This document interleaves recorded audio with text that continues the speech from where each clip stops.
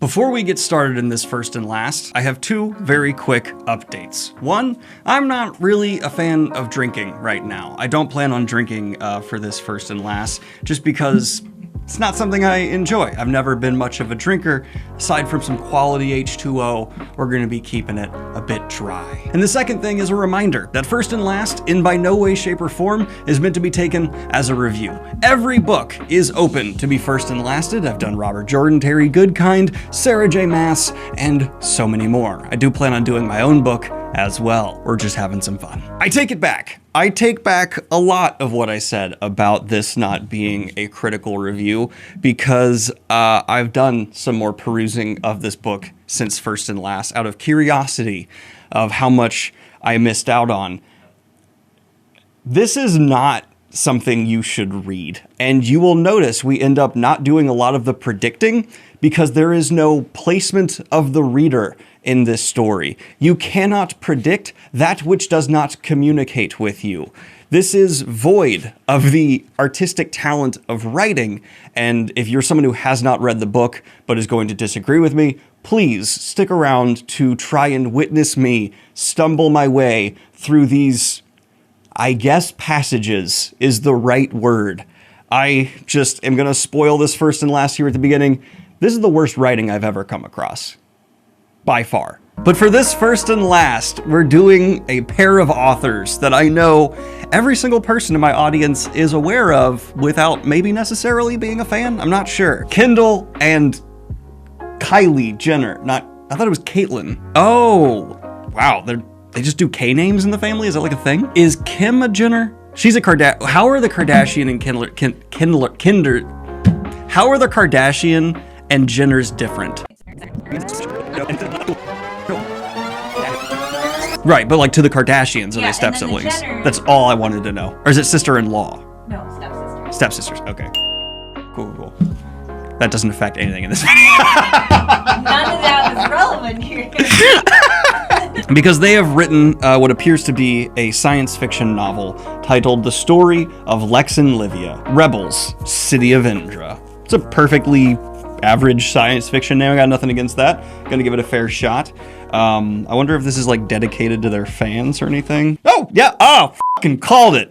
To our fans, your support means the world to us. You are the best. Yes, if you have funded the Jenner Empire, you're the best. Let's get started here. Chapter 1. Fred Kirby was squatting in his front yard next to the water tap where he used to sit all the time, where Ballard came by. Ballard stood in the road, looked up at him, and he said, "Hey, Fred." Oh, wait. Sorry. McCormack McCarthy slipped into my Jenner book. That was my bad. I really want, like sincerely, I want to watch like a reality TV show that's the Jenners working with Cormac McCarthy to write a book. Like they're trapped in a summer camp and they can't leave till they hit 100,000 words. Oh my gosh, that could be a full series, is getting like people who normally aren't maybe in the writing sphere pairing up with exceptional writers. I will watch that faster than we watched Glow Up. I will binge that shit. Are you kidding me? Everyone would want to watch that. That's a golden show idea. The light broke through the surface. Okay, that's a good, opening lines we always say in first and last, very important. Prologue opening line, I like it. It makes me feel underwater. We're entering a new world, transitional, successful, 20 feet tall, and armed with bits the size of a man. The drill engines have been running continuously. Oh, a bit is an actual literal part on a drill. No, I was taking that like a British person, like bits and bots, but no, a bit on a drill. No, that's perfectly fine. That was me being stupid. Andrew read the depth sensor and knew that the end was nearly in sight. Already his crew had broken 2 more drill bits as they clawed their way upward, covered in dirt and ash and dust and clay. Okay, there is a prose style immediately apparent. Okay. The last 2 engines carried on, alternating running times to stave off overheating. Even this close, closer any had been in the 1,000 years since the world went dark, the heat pooled and sweltered. Andrew oversaw the engine running when his team needed rest. He found he had no need for sleep. It had been 5 days since he last laid his head down, and it remained that way no more than an hour.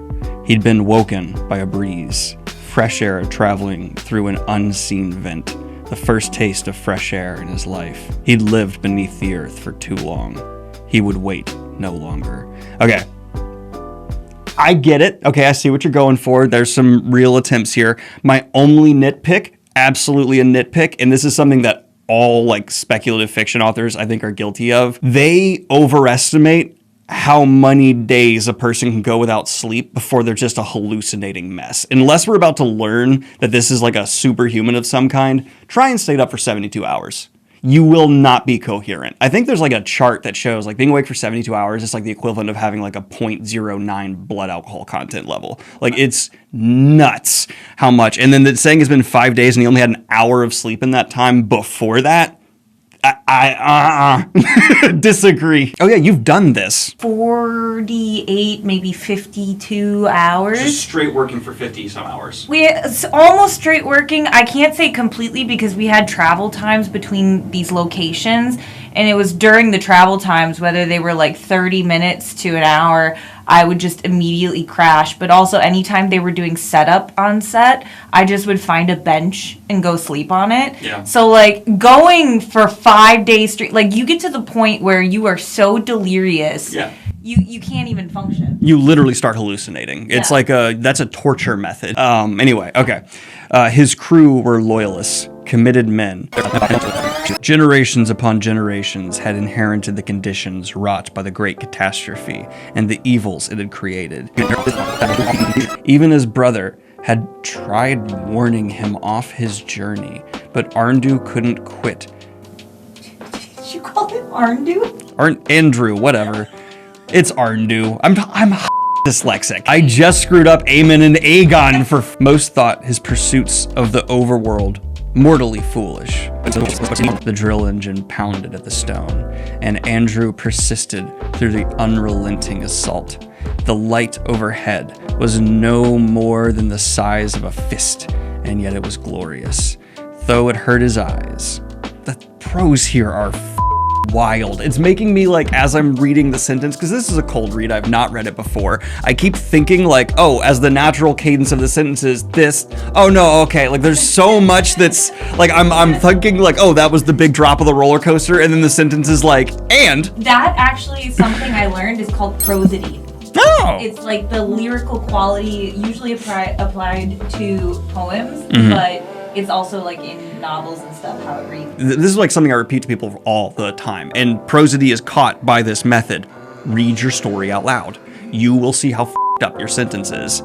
This is not feeling very read out loud. Knowing that their pilgrimage to the world beyond afforded a better life than what below could ever give, sacrifice themselves and reclaim the unclaimed land for a new future. So these people have been underground so long, they're like halfway to the creatures in the movie The Descent. That's what I'm picturing, because they're paler, they're like, weaker to light. The ones in The Descent just don't even see anymore. Like, yeah, our main society is diet descent monsters. That's not a criticism. It's my weird way of categorizing things. Shut up. He heard the rock fracture and crack, and his men yell as it fell upon the drill engine. Its operator was killed instantly. That's a sentence I would have dragged out and made a little more detailed, but the way it's put out, it's coming across like, again, like a Boston guy. Yeah, a guy was f***ing killed instantly. That's how the book is telling me that guy died. Usually it's like a bang with a squish and some This is just like, yeah, f***ing Bob. His men's faith in him to falter. Well, you don't care that much because you just watch one of them get squeezed. He stepped up and manned the last remaining engine himself. If more were to die, then he would be next. Then we get a scene break and a prologue. Okay, bold. Terribly wrong. As the spotter came closer, Andrew could see blood streaming from his face, and even worse, an eye missing. Oh my God! His shouts were unintelligible and panicked. Andrew hopped down, the engine still firing into the world above. He waved one of his men in to replace him, even as wild calls rose from the darkness beyond the camp. Gear up! Andrew shouted. They'd escaped being attacked since the surface had been broken, and he'd hoped... ...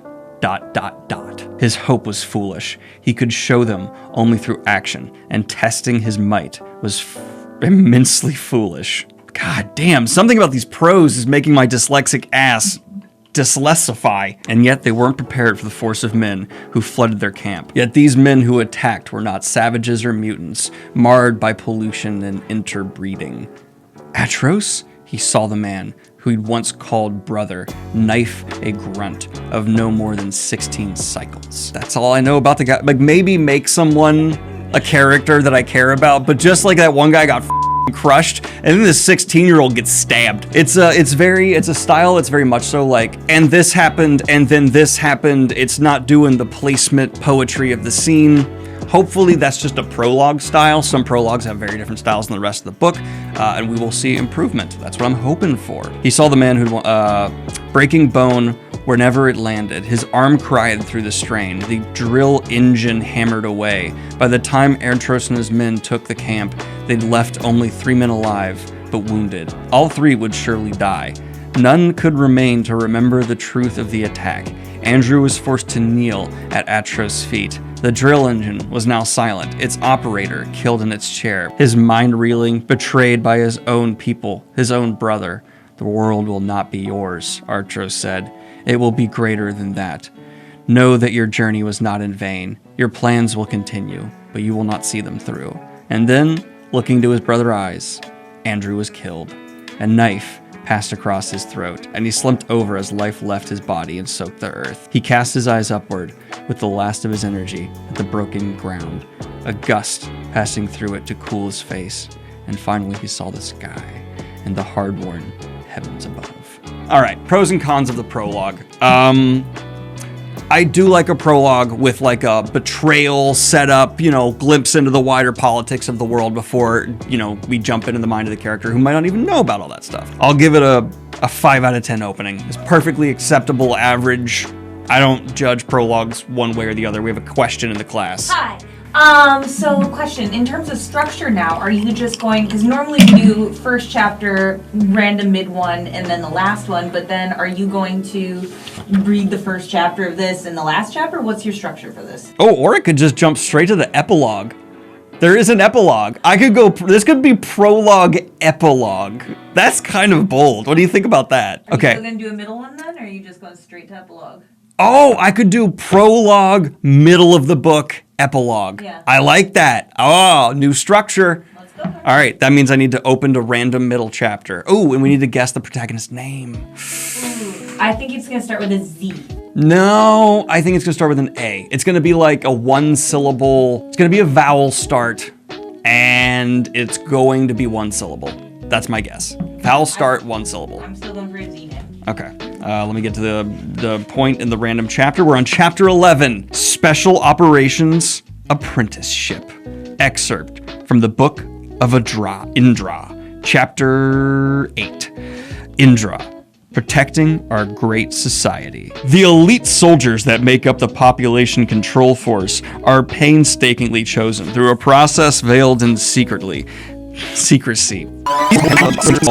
Special operations at the lowest levels, also known as rock bottom. That's not horrible. I kind of like that. That's cool. Also, I forgot to try and predict what's going to happen. I have some context clues now because of that excerpt. I shouldn't. I take the penalty. Full responsibility. I'm also going to be calling from my look at the cover, where we have an eye with floating cities over a main city.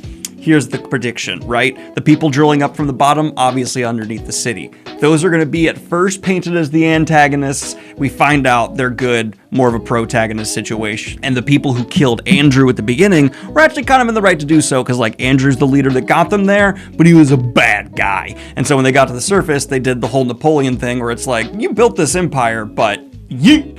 And now they're trying to take over his mission. Our main character, they are now not fighting for the attackers, but they're more sympathetic to their cause. And the real bad people are the people who live in these floating cities on the cover. I could be completely wrong. Typically, I get at least a couple things right in these predictions. Oh, I lost my place. And we're gonna pick up with chapter 11. I remember that's where that's what I said, right? Yep. Oh, it's a multi-POV book. It's multi-POV because I'm getting a character name to tell me what POV I'm in, Lex. 2 weeks later, and I haven't been permitted to leave the academy. Oh, I should have predicted there's a f***ing academy. Of course. Oh, that was such an easy point. Yeah. What I'm gonna say, Bryce O'Connor, my publisher, also has an academy in his books. What am I trying to say about Bryce? I think he's got more in common with the Kardashian Jenners than he is willing to admit. That's what, creatively at least. Yeah, that's a nut. I'm one sentence. This training is so specialized, Senior Lieutenant tells me. I'm even permitted to dine with them if I choose. I don't. Still, I should feel honored. The way the train of thought works in this book is so blisteringly amateur. I'm really sorry. That is going to be my big critique coming in here. And I know that because the first book I ever wrote was written like this. It is just your brain is like, I need to convey this, then convey this, then convey this. And the flow of the story is non-existent. I've made this mistake and it is very much so here. Rock Bottom Patrol is the elite. If I pass the apprenticeship, I'll be a special operative. Spec Op Lex. Oh, right, we need to say her name is Lex. I was right on the one syllable part. Well, we don't know if this is the main character. Well, let's look at the back. Lex! Haha! It was the first word! And it was also in the title. I don't see many people besides Special Operative Langhorn. He appeared at my door one day, earlier than my alarm. I'm here to train you, he said. I knew not to ask questions. I don't think they hired a ghostwriter. I have no friends. Spec Op Leghorn trains me. I'm not in as good a shape as I thought. Is the whole book like this? What the f? I'm gonna be generous and say I've landed on the worst chapter because there's like a weird perspective time jump happening in the story. So I'm essentially like reading a montage. That's what I think is happening. If not, wow. After my morning workout, I spend my days observing Spec Ops training on the ear feed. Ear feed.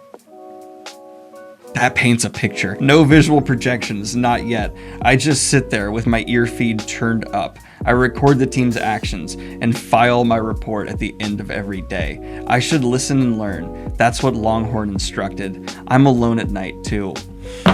I remember writing first time I ever tried to write something in middle school. I was just in the back of my agenda in class. I'd look like I was taking notes, but in reality, I was just writing this story about like warbs attacking the moon where we had a base, and it was written exactly like this. I've been listening to the guys as they prepare for their next mission. They do not give me their names, simply tell me to refer to them as Op O and Op C. To them, I am Apprentice L. They run diagnostics on equipment and discuss tactical strategies endlessly. They know I'm here, but they mostly ignore me. I don't ask questions. Just like Langhorn told me, don't ask, don't speak. That's the apprentice motto. From what oh, Jesus Christ. It's just this, then this, then this, then this, then this. The scenario we faced was built off a real Spec Op mission. That one was rated Class 4. Lunatic fringe elements, cannibalistic proclivities. Even the islanders don't get real meat. No one does. But these savages do one better and take it from each other. If someone's missing a limb, it's probably because someone else got hungry. Are they talking about the people at the beginning in the roundabout? I'm not sure. Anyway, it could apply. There could be a theme. Oh, I could have encountered a theme. That was such a genuine surprise. Oh my God. I pace my room. I'm really excited to find out what they do too. I want to be down there with them. I want to hurt someone. I want to destroy those dirt mongers. This time, for real.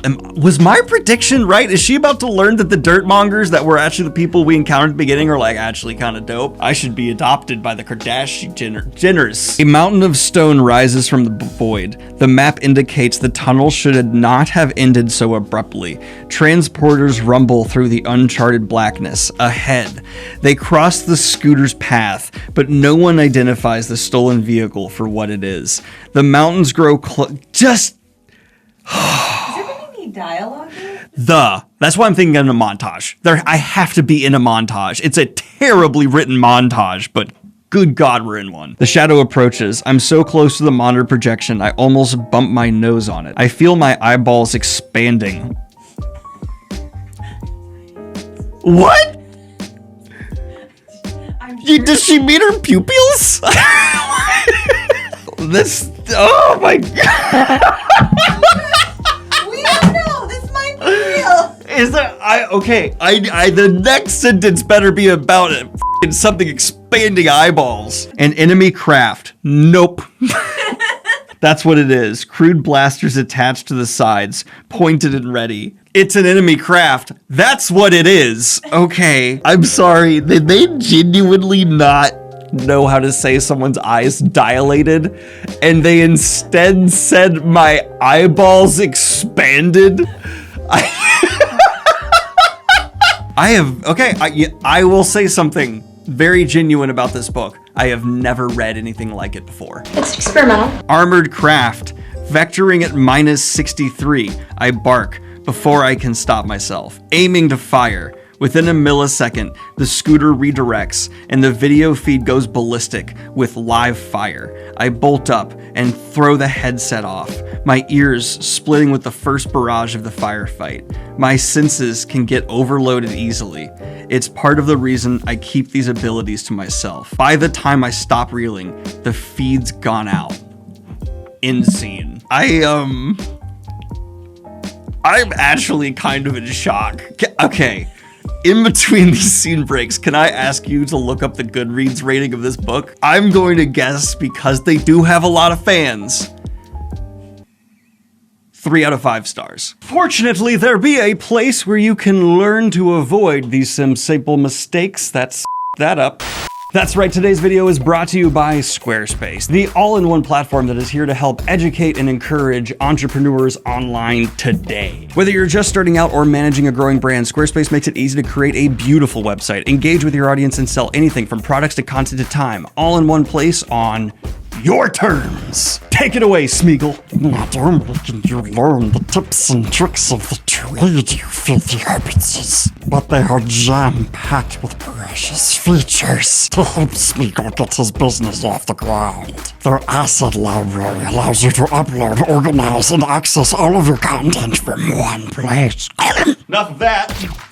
And for anybody who does not have a background in coding or website designing like myself, Squarespace's flexible website templates provide you with a list of professional designs for every category in use, which you can customize to fit your needs on, hear me out here, every device. But I think my favorite part is Squarespace's Fluid Engine, which allows just anybody to drag and drop these assets and place them wherever they'd like. No restriction. Head on over to squarespace.com/Daniel Green for a free trial today, and you'll save 10% in your first purchase of a website or domain to get your business up and running whenever you choose. I will never stop thinking to myself, an enemy craft. That's what it is. I guessed 3 out of 5.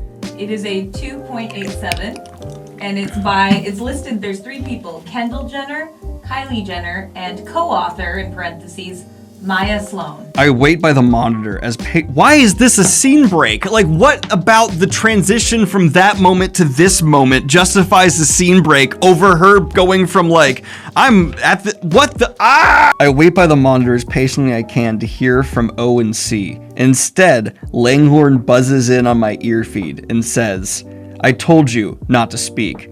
I've waited 3 hours for this reprimand, and I'm still grateful. Affirmative, I say. I saw the craft and, quiet apprentice, he barks. I shut up. You alerted the ops just in time, he says. Calmer. 2 days to report. Enough time to meet Kane, just like we planned. I get to tell him about the end of my apprenticeship. I'll get to see him before I begin my new life. Do you know how, like, there's a weird structure and delivery to every line of dialogue that White Goodman delivers in Dodgeball? Like, he always talks in a way where he's like, I'm W-H-I-T-E. I know you. You know you.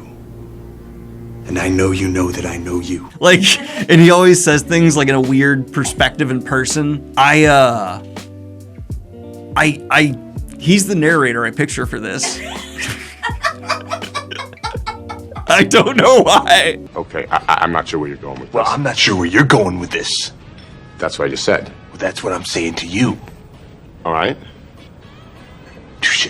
I'll get to tell him about the end of my apprenticeship. Not to induce trauma, and you're expected to learn from these highlights of your life. I can't figure out what to label that. It's information. That was information.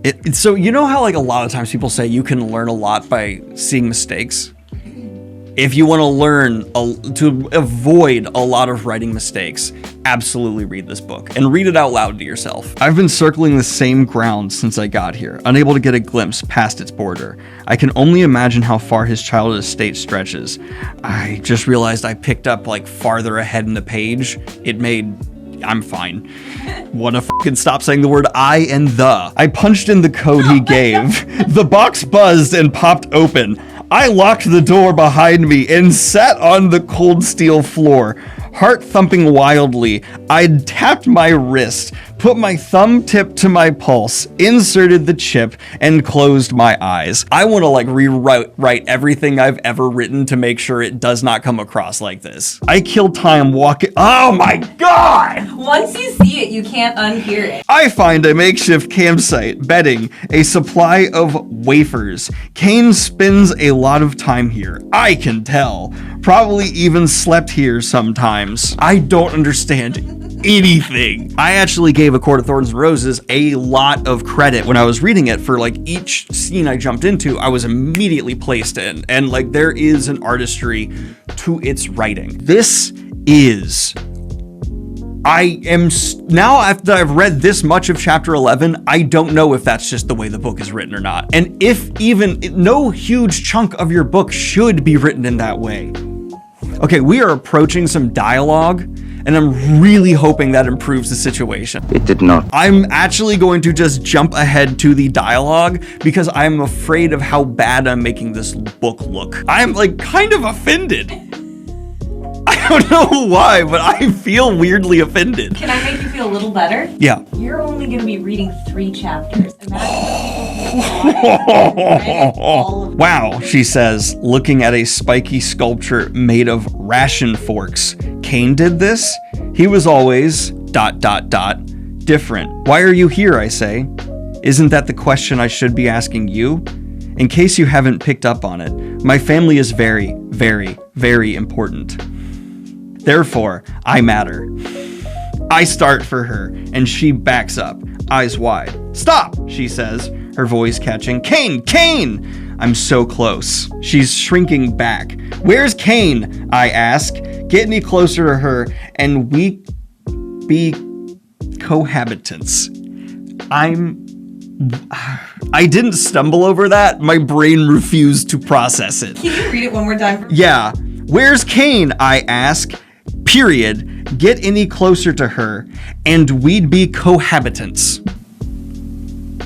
Is that dialogue or is that... No, that's after the dialogue tag. Take out his access chip and I'll show you. Why not show me here? You can't access an archive within another archive. So... She nods. There's no instructor here to save you if you're lying, I say. She nods again. It's not a trap, I tell myself.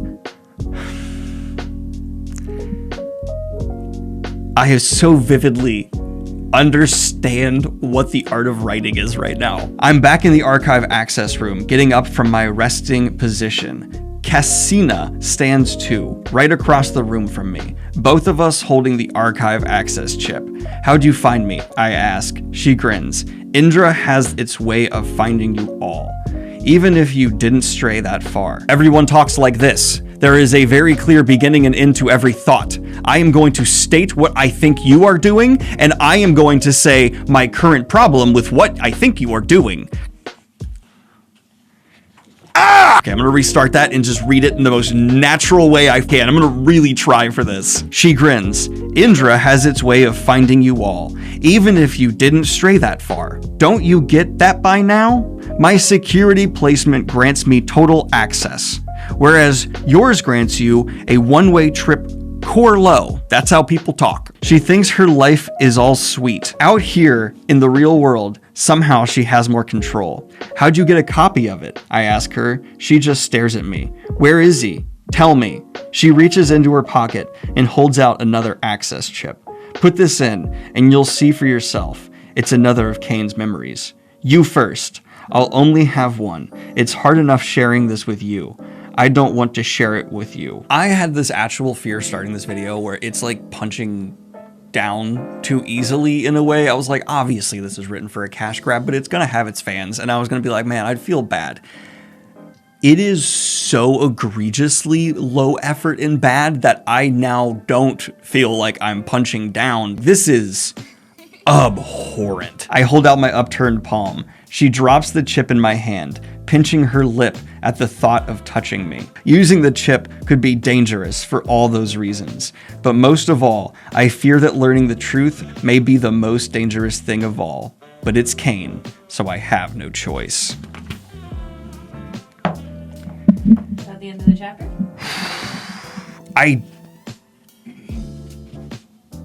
I don't want to keep reading. Every adult knows this is unacceptable. This shows contempt for YA. This is like the actual like crap that people think YA is filled with, who are like YA haters. And this is an entry into it that the genre is better than. It is whoa bad. I'm just gonna go to the epilogue because that's what I said.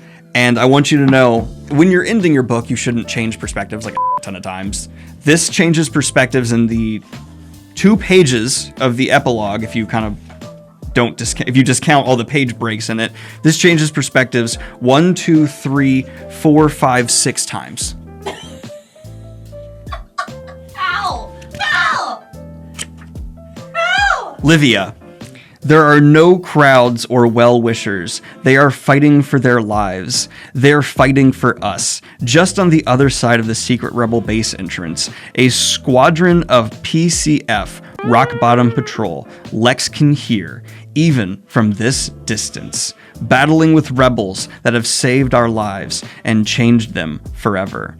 Xavier's men have packed enough supplies for the 4 of us. There is little time to discuss plans. We must trust what has been drawn up in advance. I accept this easier than Lex does. Her guilt weighs heavy upon her. She was one of them once. Now, it's too early to say. We're as prepared as humanly possible. Still, my body throbs with giddy unease.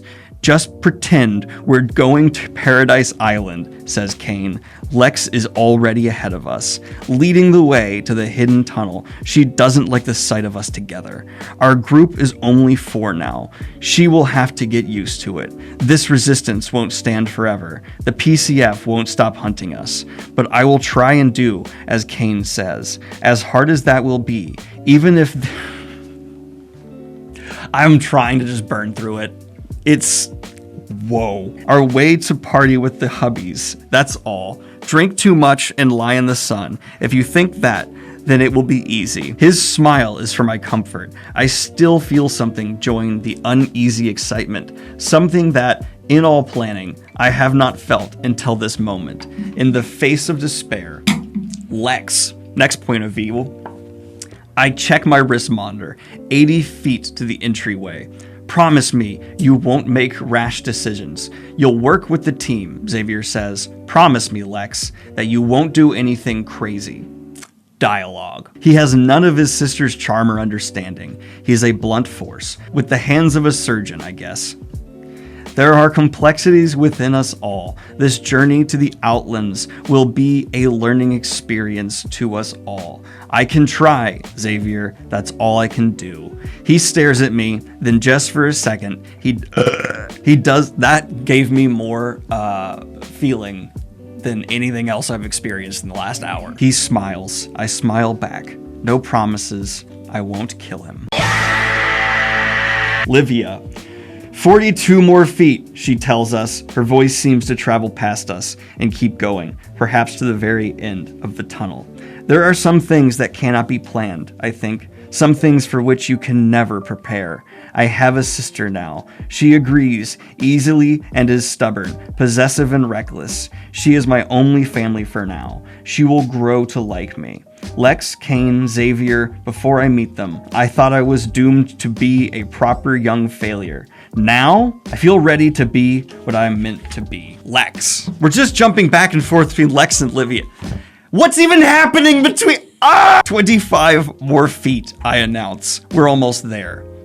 I turn to look back at Livia. She's already... They're in the same fucking room, man! What the fuck am I... I turn to look back at Livia. She's already watching me like she's my protector, instead of the other way around. My sister, in the 2 days since we've met, she has tried to steal my only friend because she is beautiful and arrogant. She is also a killer. There, says Xavier. Livia. A blazing beam of light now illuminates our path. We stop for a moment to gaze at it. The entrance to the hidden tunnel. Secret, secret, secret, secret tunnel, yeah! I think, is this where our ancestors tried to forge out of Lower Indra? And it was now the beginning of everything else. Lex and Livia, Cosmo. I don't understand if we're even changing perspective anymore. I don't understand anything. I feel absolutely insane. Ready? Yes, are you? I hope. We reach out in the dark and grasp hands. Together, we move toward the light. To be continued. I've never understood why people like really hate the Kardashians and Jenners, because I've never interacted with any of their products. Is everything like this? Normally, I've either found something to love in a book that's in a first and last, or it's really changed my perspective on what the book's trying to be versus like what it's perceived as. I just read I'll sue you for slander! like that is what I just experienced, and I'm mad that my money went to it. That's the emotional takeaway of this video. God damn, dude. Like and subscribe if you have not already. Hit the Patreon if you want to support what I do here, and have a good one, y'all. Peace.